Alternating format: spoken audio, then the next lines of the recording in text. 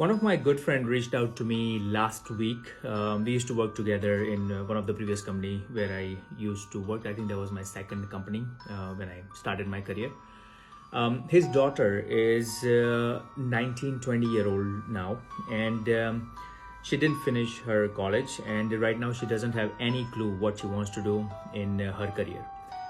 Yet she wants to make 25 plus. She doesn't want to do the job where minimum pay wage people pay.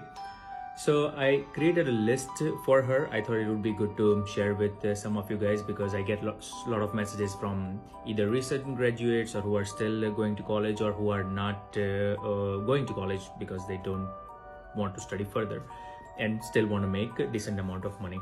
So here are 9 things I found which might be helpful. Pick based on what your interests are or skill set are. None of them has a huge learning curve. There will be some, but that's why I'm saying if you have interest in that, you will be able to pick it up quicker. So let's just dive into it. So and this is no particular order. These are just 9 positions which I thought would be good for her, and maybe for some of you guys who are making minimum pay wage or not making money at all. First is virtual assistant.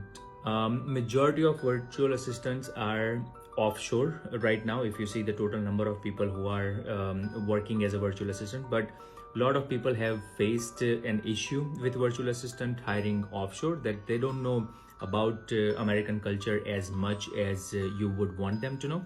I have hired a couple in my past as well, and they were good. I mean, they were able to do the job done, but I thought if I can pay a little bit more, and they in US they are making around 30 an hour, and if they are in the US, and if I can pay them around 30 an hour, I would be able to. But there weren't many people, but now I see a lot of people. But basically virtual assistant, you need to like organize tasks, communicate, you need to be a little bit of tech savvy, right? You need to be detail oriented multitaskers, because a lot of things could be thrown at you, and if you can do that, I think virtual assistant would be a good position for you. Second is freelance writer. I know with AI and ChatGPT and Gemini and other platforms, people don't need as many writers. But if you are a writer in a particular field, right? So let's say if I want to write about nursing, I would rather have a nurse search on this platform or use this AI platform to help her write. She can proofread and then she can help me publish, right? So knowing a particular skill set, if you are in sports, if you are in travel, whatever your hobby is, right? If you are good at writing, and if that's your expertise or interest, I think freelancer writer still has a value which AI cannot completely replace, at least next couple of years, I feel. Third position is online tutor. It's still decent amount of hourly rate job. Like people pay up to 60 an hour, depends on what you are teaching. And you need to have that particular subject expertise, of course, patience and communication skills. But if it suits, if you like teaching, right? If teaching is your interest and passion, then you can make decent amount of money. The fourth one is graphic designer. People use Adobe Creative Suites or Figma, or based on what kind of graphic you want to create, or Canva. There are a lot of tools which you can use and create good content for the articles, for marketing material, or all those kind of things. So if you are artistic visually, then I think that's a good job for you. Number 5 is social media manager. Everybody wants to be a YouTuber nowadays, right? So if you are good with social media, if you there is a very easy way to prove if you are good or not.